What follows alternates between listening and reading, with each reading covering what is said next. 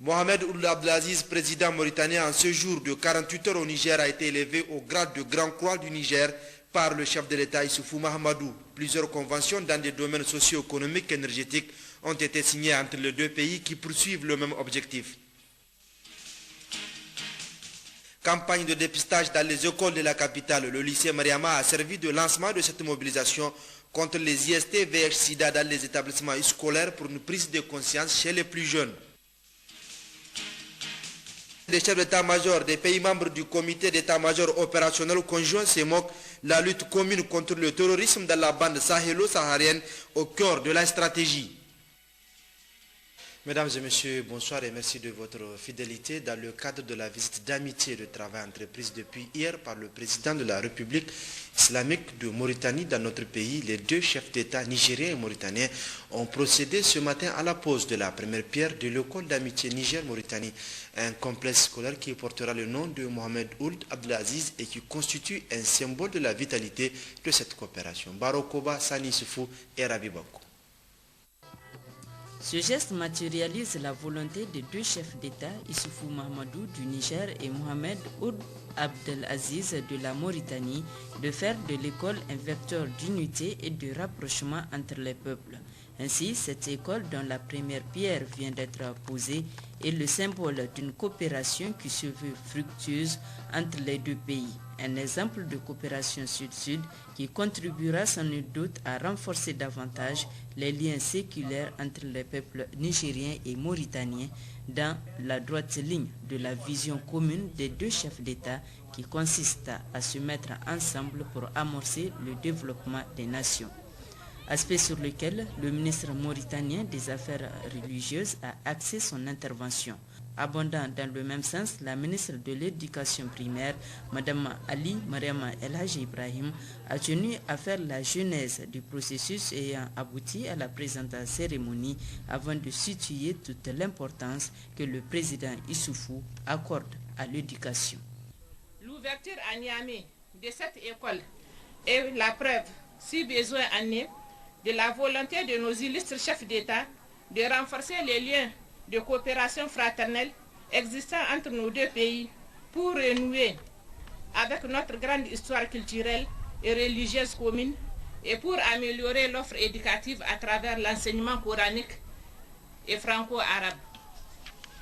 De par ces objectifs, l'ouverture de cette école s'inscrit dans la droite ligne de l'engagement de son Excellence Issoufou Mahamadou, président de la République du Niger, chef de l'État, de garantir une éducation gratuite ou obligatoire jusqu'à l'âge de 16 ans à tous les enfants du Niger.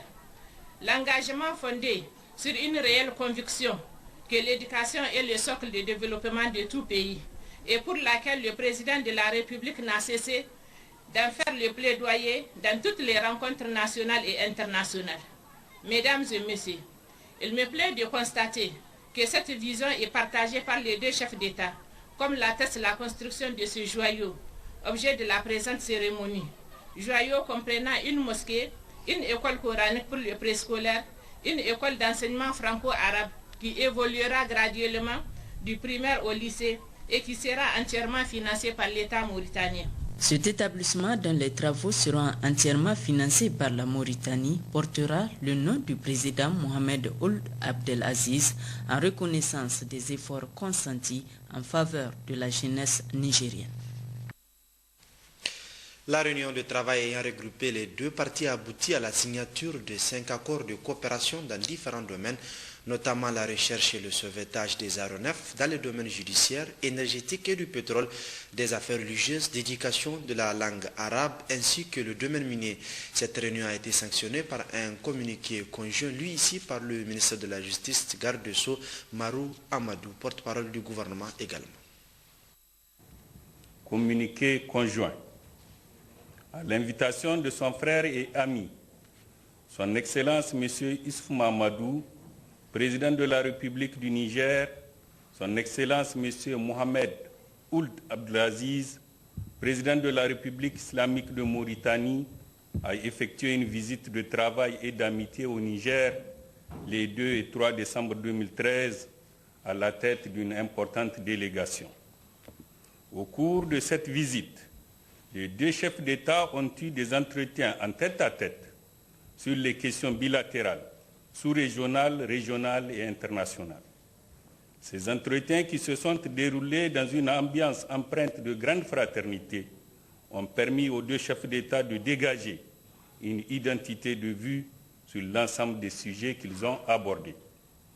En ce qui concerne les relations bilatérales, les deux chefs d'État ont passé en revue les différents domaines de coopération entre leurs deux pays, en particulier les questions de coopération économique et de sécurité. Les deux chefs d'État se sont félicités des liens de fraternité et de solidarité agissantes qui existent entre leurs deux pays et ont exprimé la nécessité de renforcer cette coopération. Ils ont, à cet égard, salué la signature des accords entre les deux pays dans les domaines des mines, de l'énergie et du pétrole, de recherche et de sauvetage d'aéronefs en détresse, de coopération judiciaire en matière pénale, des affaires islamiques et de l'enseignement de la langue arabe. Ils ont également instruit leurs deux ministres chargés des Affaires étrangères, en rapport avec les ministres concernés, d'accélérer la mise en œuvre des décisions de la première session de la commission mixte nigéro-mauritanienne, tenue à Nouakchott les 18 et 19 août 2013, notamment dans les domaines de la défense et de la sécurité, de la pêche et des échanges commerciaux. Le président Mohamed Ould Abdelaziz a présenté à nouveau au président Issoufou Mahamadou ses condoléances les plus sincères, ainsi qu'aux familles des Nigériens qui ont perdu la vie de façon tragique dans le Sahara nigérien. Il a par ailleurs tenu à rendre hommage au président Issoufou Mahamadou pour l'action qu'il a eu à mener avec son gouvernement pour la libération des 4 ex-otages français enlevés sur le territoire nigérien le 16 septembre 2010. Le président Issoufou Mahamadou a salué les récentes élections législatives et municipales en Mauritanie. Il a souligné que ces élections contribueront sans aucun doute à la promotion de la bonne gouvernance et au renforcement de la démocratie en Mauritanie. Les deux chefs d'État ont réaffirmé l'attachement des deux pays à la paix, à la stabilité et à la sécurité dans la sous-région sahélo-saharienne, ainsi qu'au développement de la coopération régionale et arabo-africaine. À ce sujet, le président Issoufou Mahamadou a présenté à son homologue sa proposition relative à la création d'une organisation pour la sécurité dans l'espace sahélo-saharien, dont le Mali, la Mauritanie, le Niger, le Burkina Faso, le Nigeria, la Libye, l'Algérie, le Royaume du Maroc, le Tchad et la Tunisie. Aussi, confrontés à la menace terroriste et au développement de la criminalité transnationale organisée dans la sous-région saharienne, les deux chefs d'État ont salué leur étroite coopération sécuritaire avec l'Algérie et le Mali au sein du comité d'état-major opérationnel conjoint CEMOC élargi au Nigeria, au Burkina Faso, à la Libye et au Tchad dans le domaine du renseignement à travers l'unité de fusion et de liaison UFL, en plus des consultations politiques régulières et des échanges d'informations. Dans le même cadre, les présidents Issoufou Mahamadou et Mohamed Ould Abdelaziz ont réitéré leur adhésion aux priorités retenues par la stratégie intégrée des Nations Unies pour le Sahel, ainsi que les autres initiatives régionales et internationales prises face aux problèmes du Sahel, notamment la proposition de l'ouverture par l'ONU d'un fonds d'action pour le Sahel.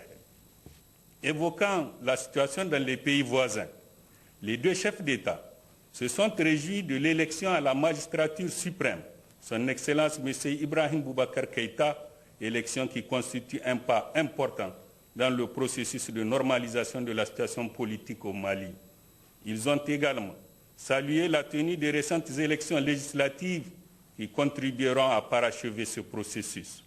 À cet égard, ils ont tenu à féliciter l'ensemble du peuple malien pour la grande maturité dont il a fait preuve à l'occasion de ces scrutins. Ils ont émis le souhait que les autorités maliennes œuvrent sans relâche à la reconstruction du Mali dans un esprit de réconciliation nationale et d'harmonie et ont appelé la communauté internationale à continuer de soutenir les efforts du Mali dans ce sens.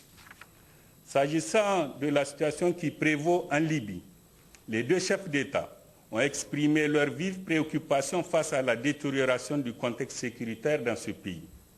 Au vu de l'escalade de la violence de ces derniers jours, les deux chefs d'État ont appelé à la fin de la violence, à la construction de la Libye libre et démocratique et ont apporté leur soutien aux autorités de ce pays frère et ami. S'agissant de la situation au Nigeria, les deux chefs d'État condamnent avec vigueur la violence aveugle dont sont victimes les populations nigérianes à travers les attentats perpétrés contre les lieux de culte. Ils expriment leur solidarité avec le gouvernement fédéral et le peuple nigérian devant cette terrible épreuve. Sur le plan régional, les deux chefs d'État ont procédé à un examen de la situation sociopolitique qui prévaut sur le continent africain. Ils ont à cet égard réaffirmé leur engagement à contribuer à la promotion de la bonne gouvernance et au renforcement de la démocratie en Afrique. Abordant la question du terrorisme, véritable fléau dans les relations internationales et dont l'Afrique est de plus en plus victime, les deux chefs d'État ont condamné vigoureusement ce phénomène et se sont félicités de la mobilisation de la communauté internationale en vue de son éradication. S'agissant du développement économique et social de l'Afrique, les deux chefs d'État ont souligné la nécessité de renforcer davantage la coopération sud-sud et interafricaine afin de promouvoir le développement durable des pays de la région. Les deux chefs d'État se sont réjouis à cet égard des conclusions du 3e sommet arabo-africain tenu au Koweït les 19 et 20 novembre 2013. Évoquant le conflit au Moyen-Orient, les deux chefs d'État ont appelé à la poursuite des efforts en vue du règlement pacifique de cette question, notamment dans le cadre de l'Organisation de la coopération islamique et l'Organisation des Nations unies pour une paix juste et durable, en application des résolutions pertinentes y relatives. Ils se sont en outre félicités de l'accord trouvé entre l'Iran et les grandes puissances sur le droit de l'Iran à l'énergie nucléaire civile. Au terme de sa visite, Son Excellence M. Mohamed Ould Abdelaziz, président de la République islamique de Mauritanie, a remercié le peuple et le gouvernement nigérien, en particulier son Excellence M. Issoufou Mahamadou, président de la République, chef de l'État, pour l'accueil chaleureux et l'hospitalité toute africaine qui lui ont été réservés ainsi qu'à la délégation qui l'accompagne durant leur séjour à Niamey. Enfin, son Excellence M. Mohamed Ould Abdelaziz, président de la République islamique de Mauritanie, a adressé une invitation à son Excellence M. Issoufou Mahamadou, président de la République du Niger, à effectuer une visite d'amitié et de travail en République islamique de Mauritanie. L'invitation a été acceptée avec plaisir et la date sera fixée d'un commun accord par voie diplomatique, fait à Niamey le 3 décembre 2013. Pour la République islamique de Mauritanie, Ahmed Ould Teguidi, ministre des Affaires étrangères et de la coopération. Pour la République du Niger, Mohamed Bazoum, ministre d'État, ministre des Affaires étrangères, de la coopération, de l'intégration africaine et des Nigériens à l'extérieur. Je vous remercie.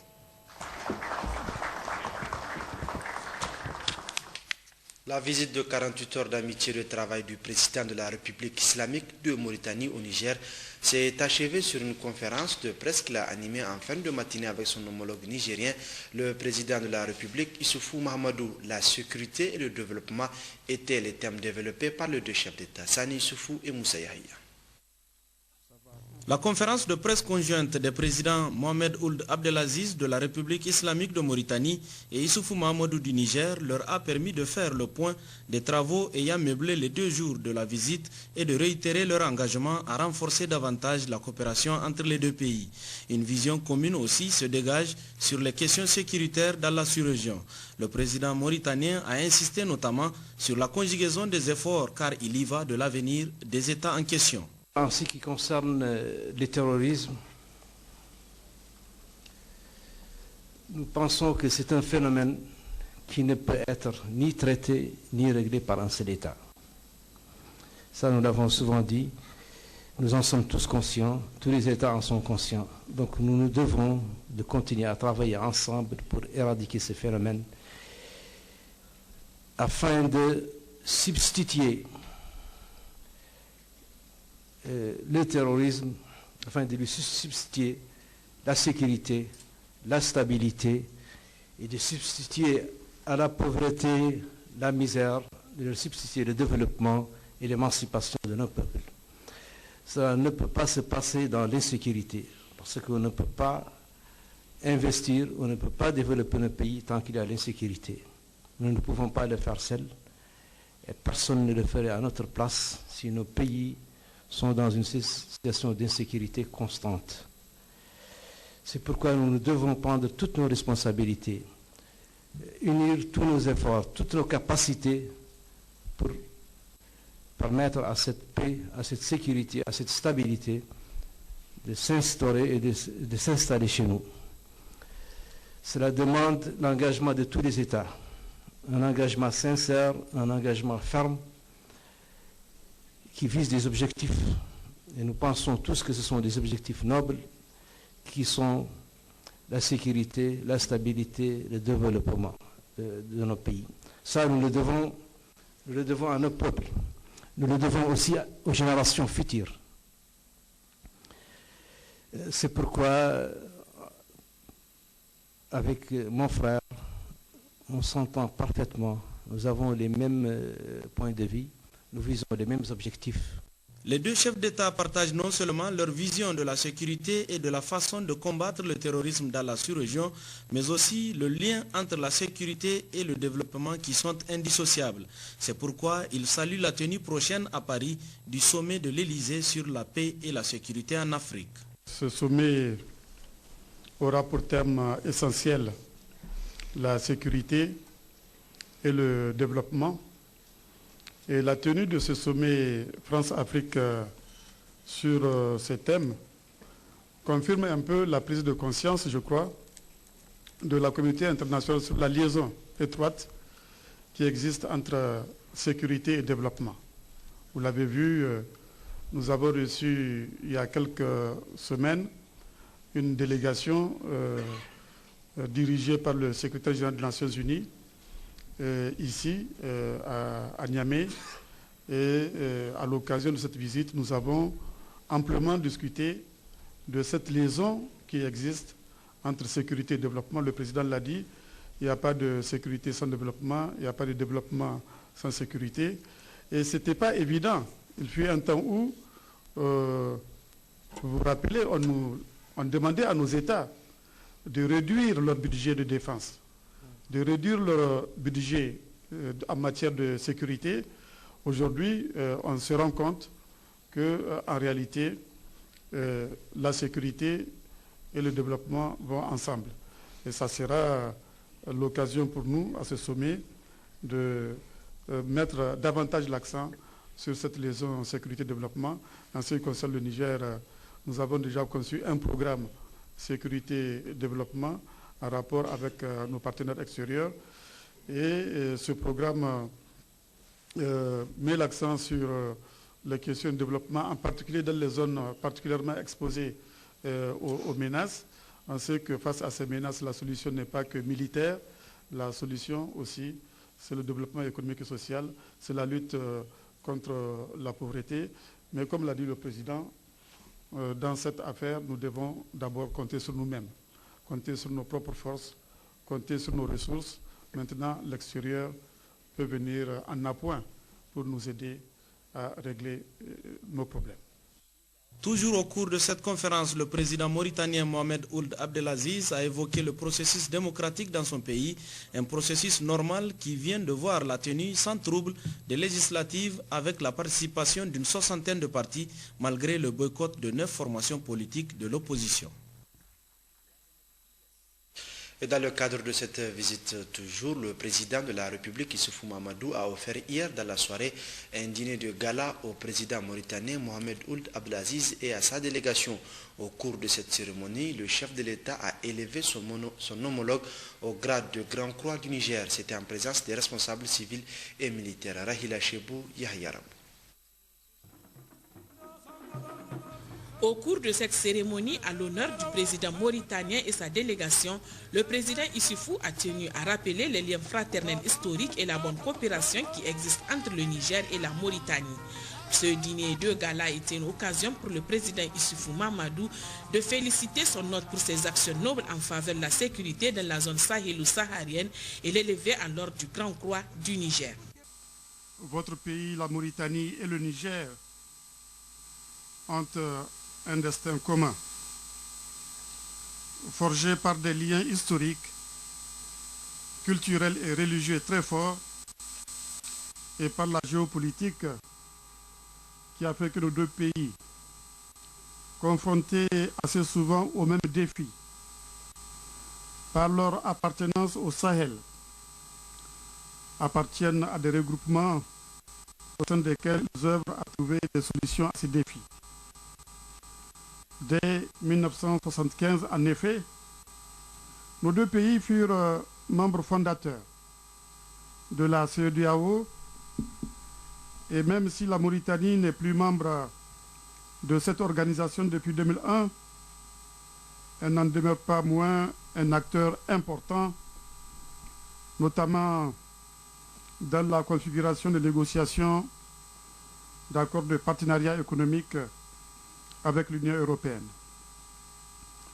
Acteur important, votre pays l'est aussi dans le cadre de la plateforme judiciaire régionale des pays du Sahel, de même que dans la mise en œuvre du programme de boisement et reboisement ou encore la stratégie de lutte contre le terrorisme dans le Sahel qui nous réunit à l'occasion des travaux des pays du champ dont les chefs d'état-major tiennent en ce moment même leur réunion à Niamey. Au plan bilatéral, l'accord portant création de la Grande Commission mixte nigéro-mauritanienne de coopération, signé le 11 février 1989, aura permis à nos deux pays de s'engager dans une dynamique de formalisation du cadre de leur coopération. Il me plaît, à cet égard, de relever les discussions fructueuses que nous avons eues lors de la visite de travail que j'ai effectuée à Nouakchott les 3 et 4 mars dernier et qui nous ont permis d'étendre notre coopération au secteur des mines, du commerce, de l'élevage, de l'agriculture, de l'hydraulique, de l'énergie et de la sécurité. Il me plaît, Monsieur le Président, de saluer également les résultats obtenus à l'issue de la première session de la Grande Commission mixte tenue dans votre capitale les 18 et 19 août dernier.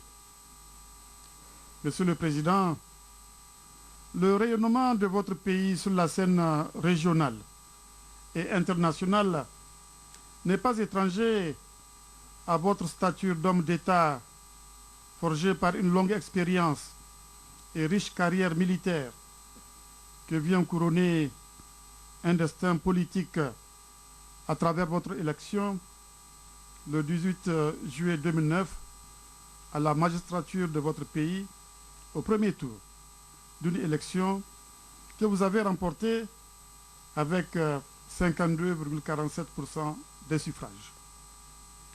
Depuis lors, votre action aura permis à la Mauritanie de connaître un taux de croissance de l'ordre de 7%.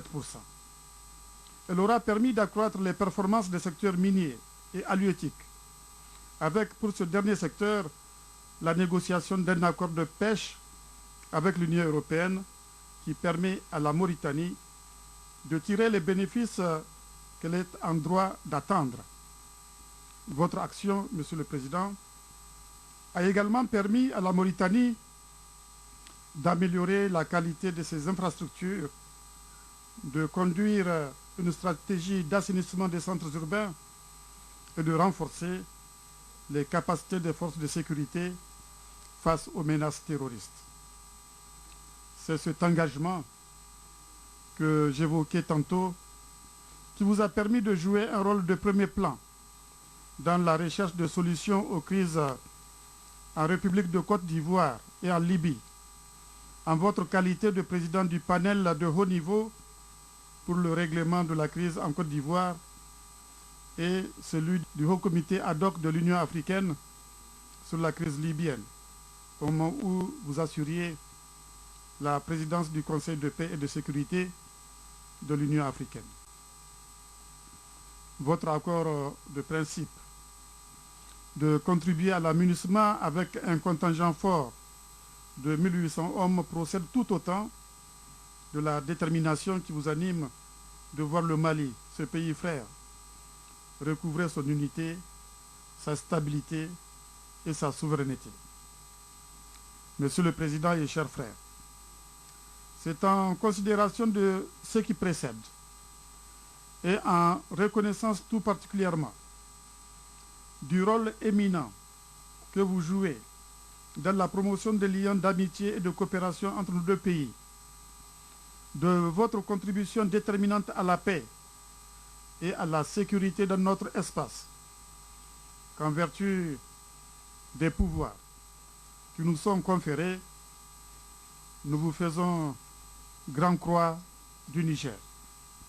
Vive l'amitié, la fraternité et la coopération entre la République islamique de Mauritanie et le Niger. Je vous remercie.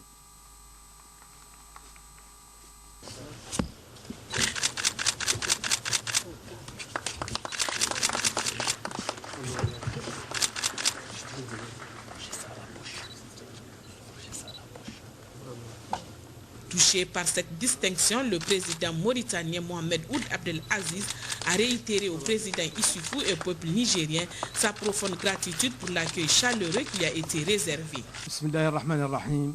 Wa sallallahu ala ashrafil mursalin. Excellence, Monsieur le Président et chers frères. Excellence, Messieurs, Mesdames. C'est avec un insigne honneur que je reçois cette haute distinction que vous venez de me décerner.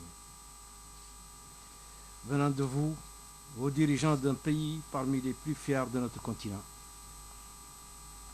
Hommes de paix et de grandes expériences politiques au service de l'égalité, de la promotion des droits de l'homme et du développement, venant de vous, dis-je, cette distinction m'honore davantage. Comme je l'ai rappelé ce matin, nos deux pays partagent les mêmes préoccupations, font face aux mêmes défis. Ils partagent également les mêmes valeurs, celles qui caractérisent les grands peuples. Ils portent les mêmes aspirations aussi. Nous avons l'un comme l'autre le devoir et la volonté de ne rien ménager pour que nos deux pays portent au plus haut niveau leur coopération dans tous les domaines. Les nombreux accords de la grande commission mixte et ceux que nous allons signer à l'issue de cette visite fondent le cadre de cette coopération exemplaire. Comme vous l'avez si bien dit, souligné, Monsieur le Président et chers frères, nous continuerons à conjuguer nos efforts aux côtés des partenaires concernés pour éradiquer les différentes menaces qui pèsent sur la sous-région. Monsieur le Président et chers frères, permettez-moi de vous réitérer mes sincères remerciements pour votre généreuse hospitalité et pour cette haute distinction dont vous venez de m'honorer. Ça me va droit au cœur et j'en suis très fier. Je vous remercie.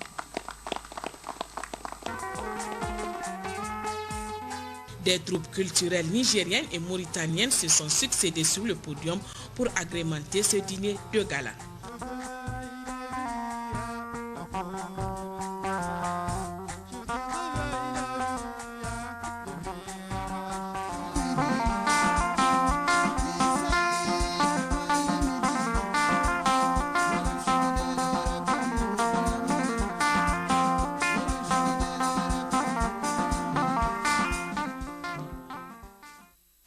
Et à noter enfin que le président mauritanien Mohamed Ould Abdelaziz a quitté Niamey en début d'après-midi. Il a été raccompagné à l'aéroport international Djori Hamani de Niamey par le président de la République, chef de l'État Issoufou Mahamadou. Les images.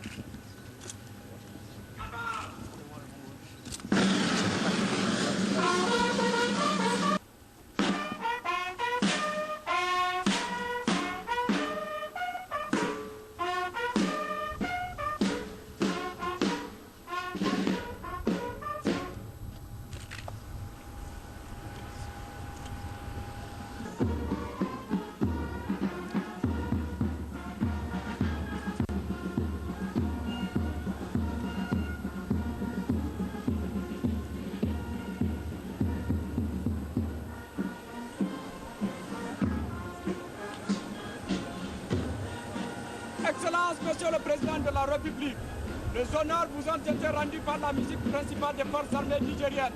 Le drapeau national et sa carte, 3 pelotons de la gendarmerie nationale, le tout aux ordres du capitaine Ibrahim Hamali, commandant l'unité spéciale d'intervention de la gendarmerie. À vos ordres, Excellence.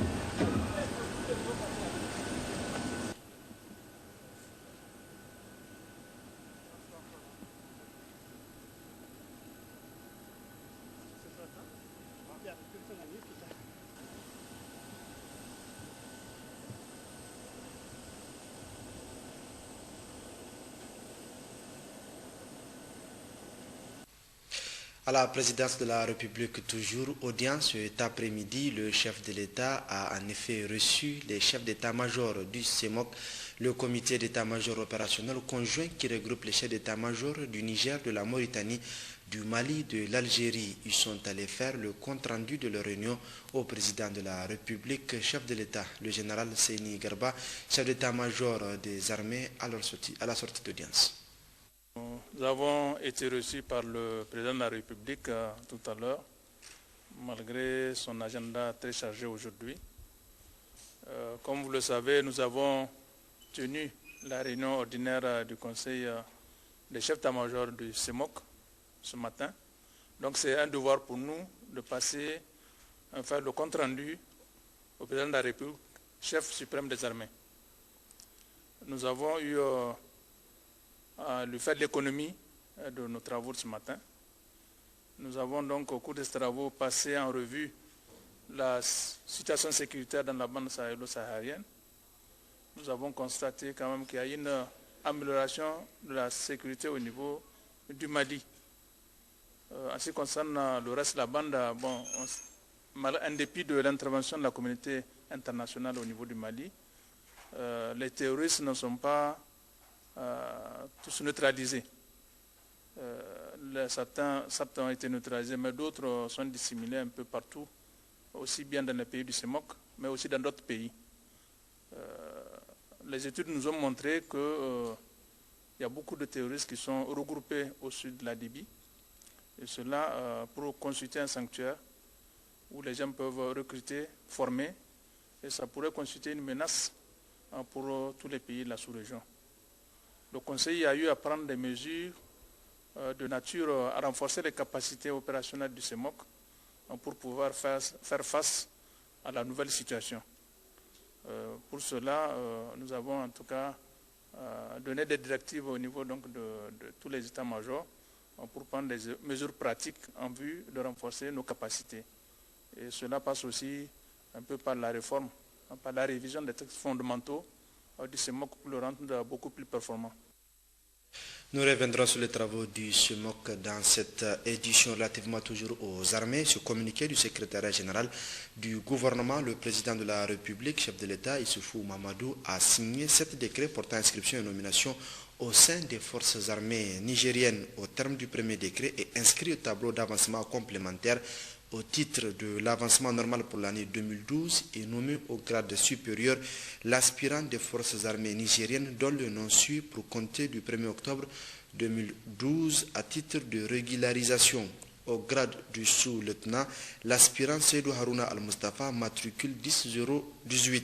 Au terme du deuxième décret, sont inscrits au tableau d'avancement complémentaire au titre de l'avancement normal pour l'année 2013 et nommés au grade supérieur les aspirants des forces armées nigériennes dont les noms suivent pour compter du 1er octobre 2013. Au grade de sous-lieutenant, les aspirants El Hadji Gado Noma Mahamadou Nourou, matricule 10-11-36, Hamani Ide, matricule 03021, El Hadji Daouda Mahamadou Aminou, matricule 03039, Oumarou Isaka Garba, matricule 03031, Amadou Abdou, matricule 0332, Boukari Ouassalke Balma, matricule 10-11-33, Yakouba Halidou Ismaël, matricule 10-11-41, Moussa Abdou Ibrahim, matricule 03009, Zakou Yakouba Abdelkarim, matricule 10-11-27, Soumana Isaka Boukari, matricule 10-11-35, Ali Maazou Ibrahim, matricule 10-11-37, Tini Seydou, matricule 10-11-40, Abdraman Mohamed Abdelkader, matricule 10-11-25, Soumana Moussi Ibrahim, matricule 10-11-42, Hassan Hamani Mohamed Bello, matricule 10-11-29, Ousmane Shekaro Abdoulaye, matricule 10-11-30, Mustafa Moussa Labo, matricule 09-025, Salif Abdoulaye Douka, matricule 09-026, Alassane Tahirou Abdelaziz, matricule 08-502, Zakari Karidio Mahamadou, matricule 10-11-39, Abdelkassim Bachar Abdelrazak, matricule 10-11-34, Hassan Atinine Abdelaziz, matricule 10-11-32, Oumarou Halidou Zeno, matricule 10-11-38, Oumariou Malam Daouda Suleiman, matricule 10-11-26, Larwanou Lawali Shafiou, matricule 10-11-28. Au terme du troisième décret, est nommé au grade supérieur au titre de l'avancement normal l'aspirant des forces armées nigériennes dont le nom suit pour compter du 1er octobre 2013 au grade de sous-lieutenant l'aspirant Harou Abbas Nassourou, matricule 10-001. Au terme du quatrième décret est inscrit au tableau d'avancement complémentaire au titre de l'avancement normal pour l'année 2013 et promu au grade supérieur l'officier médecin des forces armées nigériennes dont le nom suit pour compter du 1er octobre 2013.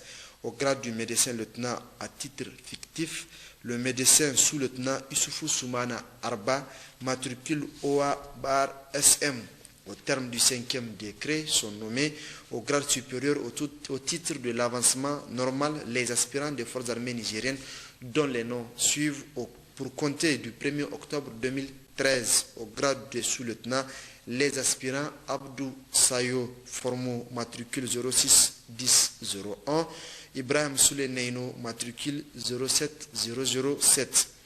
Au terme du sixième décret nommé au grade supérieur au titre de l'avancement normal, l'aspirant des forces armées nigériennes dont le nom suit pour compter du 1er octobre 2013 au grade de sous-lieutenant, l'aspirant Hamidine Mahamadou, matricule 03028. Au terme du septième décret sont nommés au grade supérieur au titre de l'avancement normal les aspirants des forces armées nigériennes dont les noms suivent pour compter du 1er octobre 2013 au grade de sous-lieutenant les aspirants Soumana Adamou Abdelaziz, matricule 03071, Mahaman Saouna Yahya, matricule 11022, fait à Niamey le 3 décembre 2013, signé le secrétaire général du gouvernement.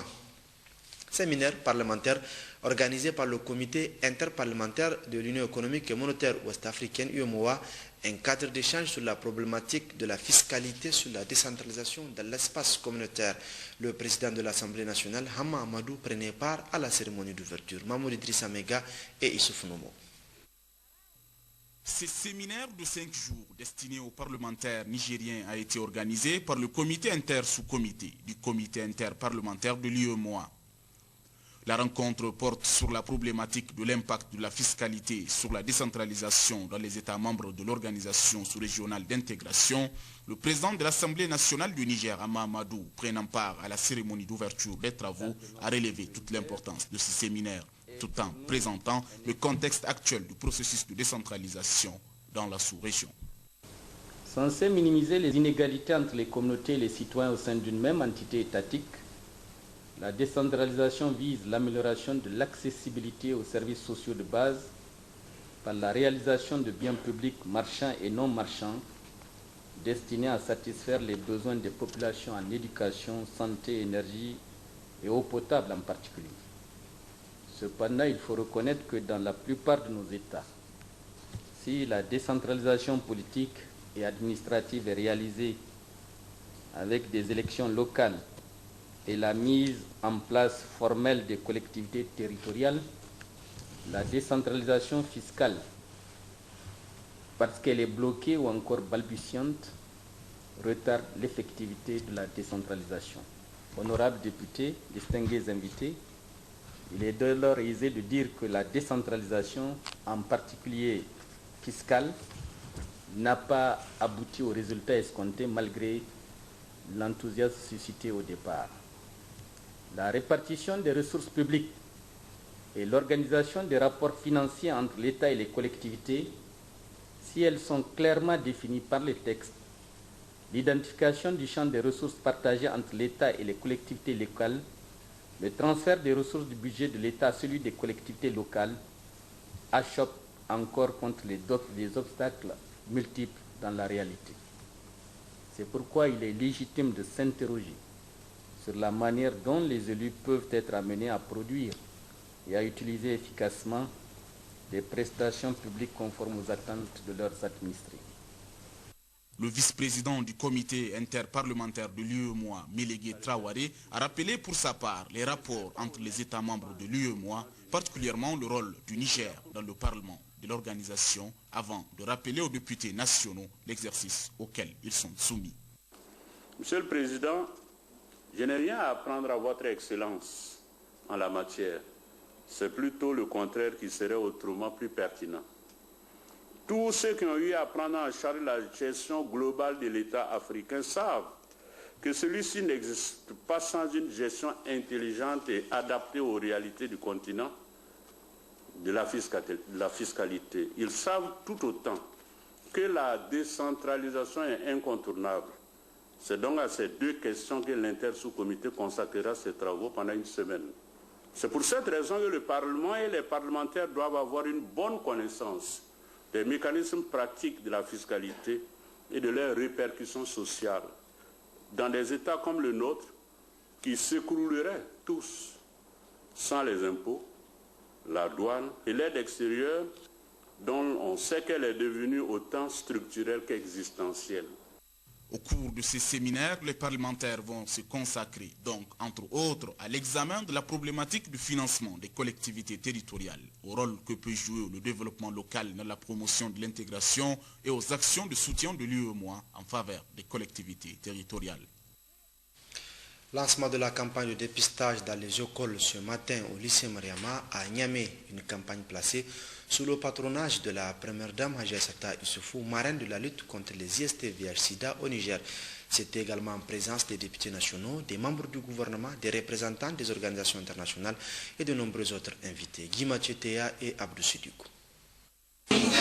Cette campagne s'inscrit dans le cadre des activités de la Journée mondiale de lutte contre le sida. Le déplacement au lycée Mariama de la première dame Hadji Aïssata Issoufou marraine de la lutte contre le sida au Niger, témoigne une fois encore à travers sa fondation Gourivi Meilleur son engagement au service d'un combat noble, la lutte contre le sida et tous les fléaux qui menacent l'avenir et le développement du Niger, notamment la vie de nos enfants.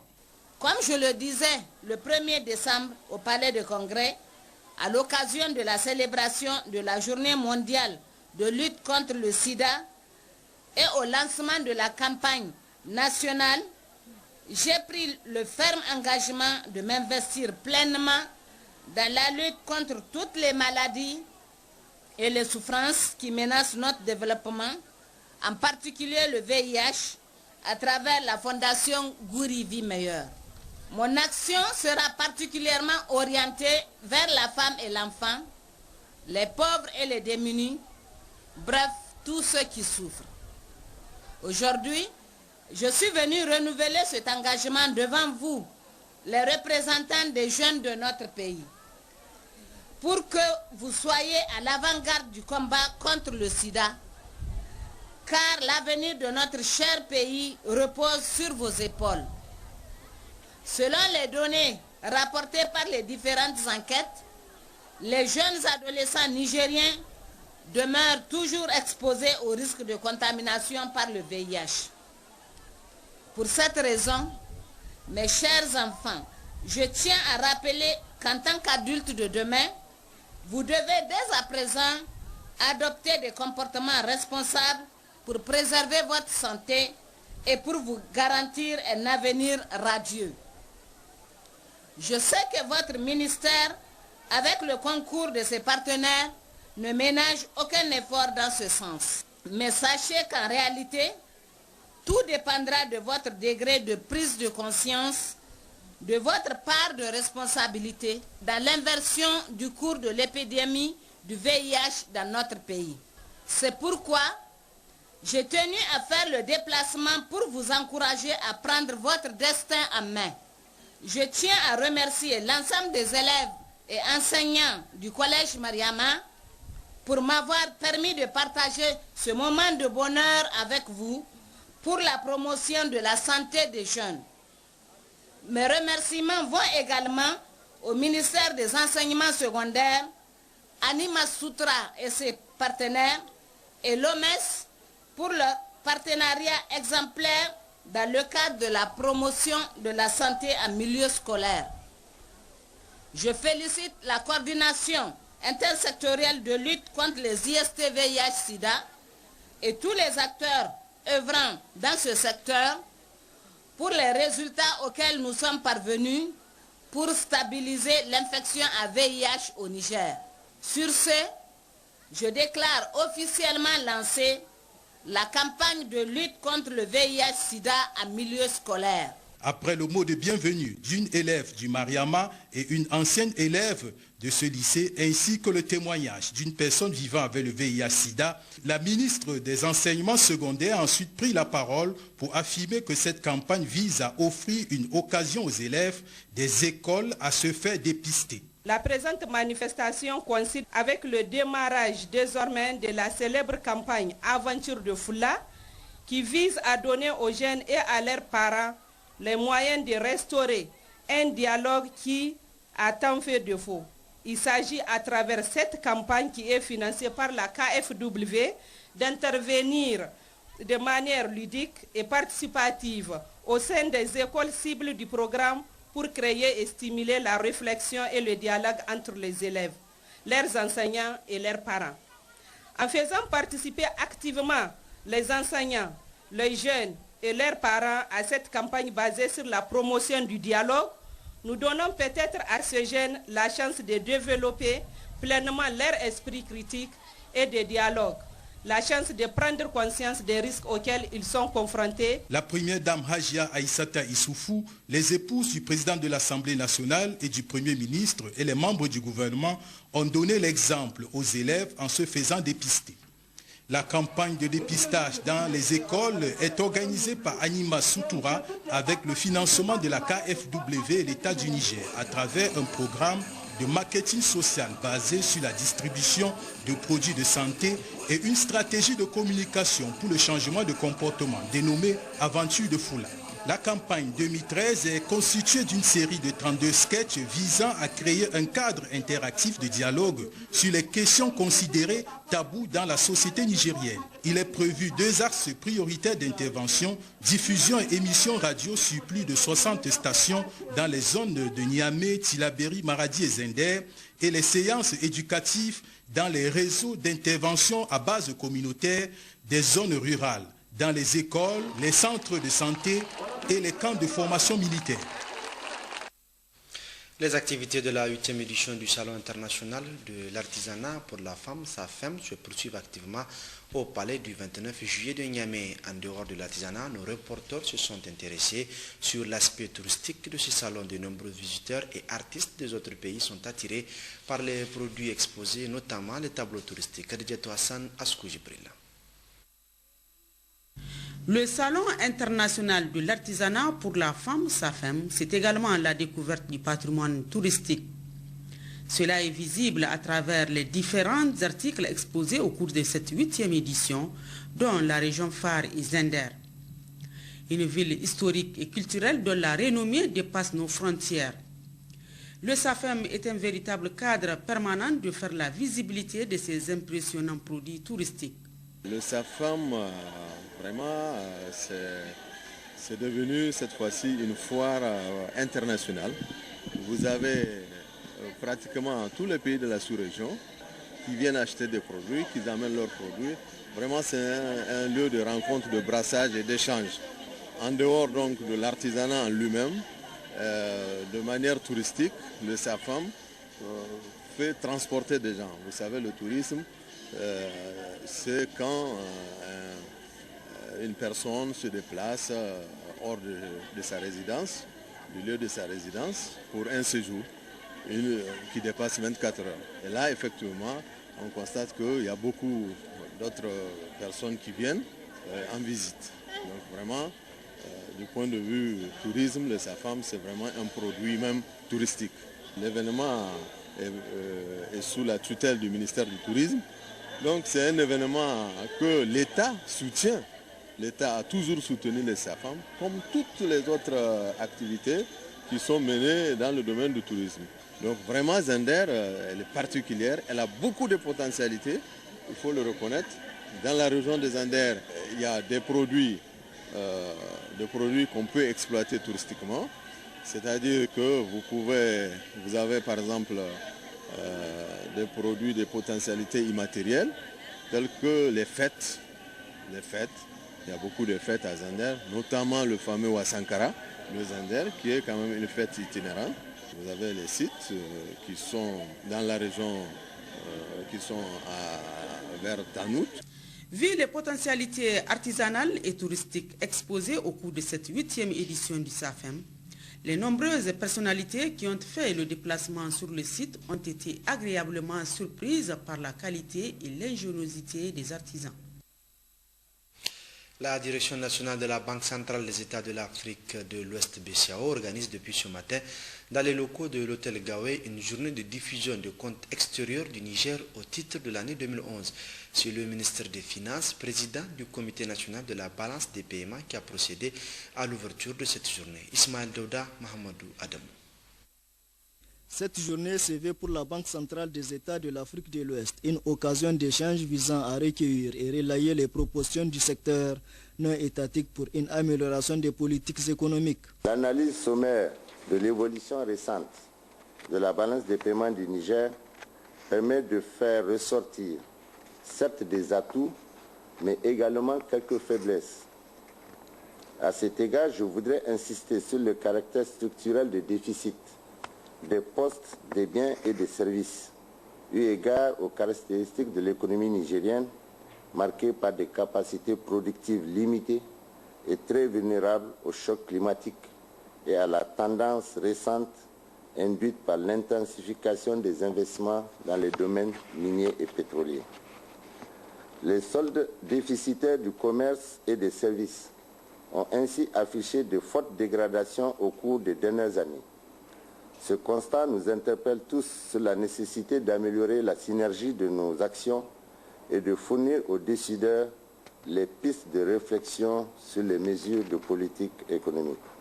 C'est ainsi que cette journée sera consacrée à l'analyse du profil des comptes extérieurs du Niger au titre de l'année 2011 et à la présentation des résultats de l'enquête sur les envois des fonds de travailleurs migrants au Niger. Les échanges seront donc intéressants pour le Niger, surtout en ce moment où la contribution de la diaspora au développement économique devient de plus en plus importante. Le thème qui sera discuté en deuxième partie de cette journée, à savoir les résultats de l'enquête sur les envois de fonds des travailleurs migrants dans les pays de l'UEMOA, présente un intérêt grandissant pour notre pays. Comme vous le savez, le Niger dispose d'une communauté importante et dynamique d'immigrés dans toutes les régions du monde. Son apport à la lutte contre la pauvreté et au développement économique du pays est de plus en plus reconnu. En effet, les fonds envoyés par les membres de la diaspora à leurs familles permettent à celles-ci de diversifier leurs sources de revenus et de réduire leur vulnérabilité au choc. Ceci permet de promouvoir la scolarisation des enfants et d'améliorer les conditions sanitaires des bénéficiaires. Mesdames et messieurs, les occasions comme celle qui nous réunit aujourd'hui représentent de ce point de vue des opportunités à saisir pour capitaliser les expériences en vue de permettre une contribution accrue des envois de fonds des travailleurs migrants au développement économique. La balance des paiements est donc un outil important d'aide à la décision et à la formulation des politiques économiques. La présence du ministre des Finances à cette rencontre témoigne de la volonté que les autorités accordent aux missions de la BCEAO et de leur ferme engagement en faveur de toute initiative visant l'amélioration des performances macroéconomiques du Niger. Cette journée d'échange permettra aux participants d'avoir une meilleure compréhension des concepts de la balance des paiements et de la position extérieure globale. En visite au Niger, la délégation turque conduite par le sous-secrétaire chargé à la jeunesse et au sport de la Turquie a eu une rencontre de travail hier présidée par le ministre Abdelkarim Dammalam, une réunion fructueuse qui a permis aux deux délégations de procéder à des échanges d'expériences. Les détails avec Mohamed Djungarey et Mohamedou Adamou. Cette réunion entre le ministre en charge de la jeunesse, entouré de son secrétaire général Hamad Diallo et de ses proches collaborateurs en matière de jeunesse, et la délégation turque constitue une rencontre d'échange d'expériences entre les deux pays en matière de jeunesse. De prime abord, le ministre Abdelkarim Dammalam a rappelé les liens d'amitié et de solidarité qui unissent les deux pays, avant de réitérer toute l'importance que revêt cette visite au Niger. Dans une longue présentation, le chef de la délégation turque a fait étalage de tout le sens que le gouvernement turc accorde à la jeunesse. Ainsi, il a évoqué la politique d'encadrement, d'accompagnement et d'apprentissage mise en place pour la jeunesse. Une multitude de projets sont initiés pour aider les jeunes à créer leurs propres micro-projets. Des camps de jeunes sont organisés durant toute l'année pour permettre aux jeunes une insertion socio-économique dans la vie active. En ce qui concerne la partie nigérienne, le directeur général de la jeunesse, Omar Yazi, a fait cas des points stratégiques de la politique nationale de jeunesse dont plusieurs dimensions permettent la réalisation de ces programmes. Le directeur de la jeunesse a évoqué l'importance du mouvement associatif du Niger, ce qui a provoqué la création par l'État du Conseil national de la jeunesse dont le président Omar Aliou est présent à cette réunion. Omar Yazi a aussi expliqué à la délégation turque l'existence d'un réseau de centres de jeunes partout dans le pays dont l'objectif est la réinsertion des jeunes dans la vie à travers leur prise en charge. La réunion s'est clôturée par l'engagement des deux parties à aller dans le sens de la signature d'un protocole d'accord, une initiative bénéfique, estime le ministre Abdelkarim Dammalam. Je pense que du secrétaire général signer le protocole d'accord qui va lier désormais nos deux ministères en vue donc du développement de nos deux structures, en vue d'aider nos deux jeunesses respectives. Nous allons partager nos expériences, mais nous savons que sans nous minimiser, que vous êtes à une longueur d'avance sur nous, mais nous souhaitons, comme l'a dit un jeune hier, que nous vous rattrapions et pourquoi pas nous vous dépasser. Inch'Allah. Et je pense que, je disais tout à l'heure que le souhait de chaque papa, c'est que son enfant puisse être plus que lui. Alors nous allons profiter de votre expérience, nous allons nous appuyer dessus pour essayer de faire mieux. Le ministre de la Jeunesse, Abdelkarim Dammalam, a profité pour remettre les souvenirs du Niger à tous les membres de cette délégation turque. Pour réellement concrétiser ces rencontres bilatérales, les deux parties ont convenu de faire en sorte que les jeunes Nigériens se rendent en Turquie et vice-versa afin de voir de visu les réalités des deux pays.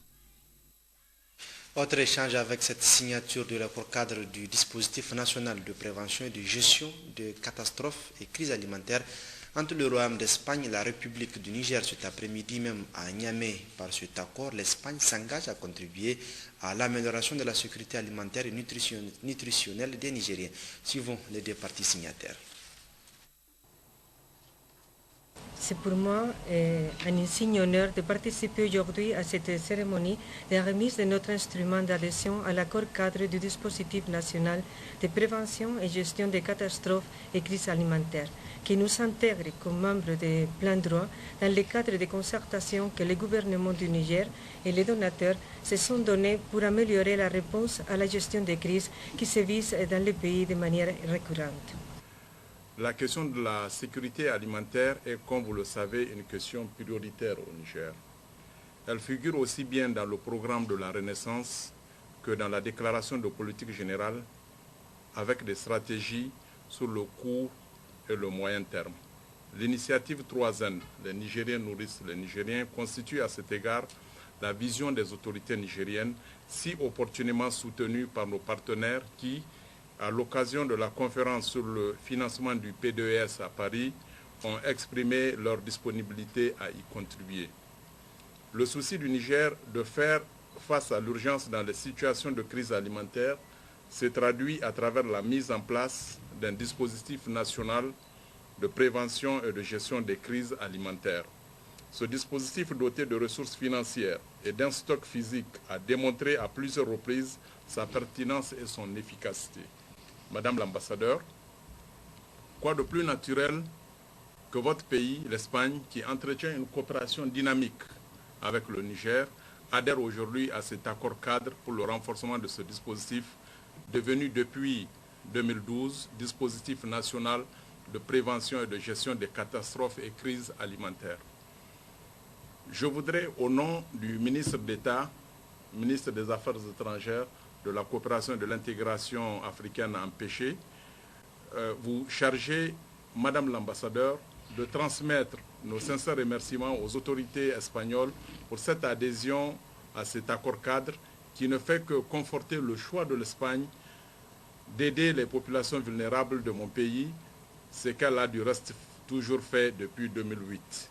Vive la coopération et le partenariat sur la prévention et la gestion des crises alimentaires.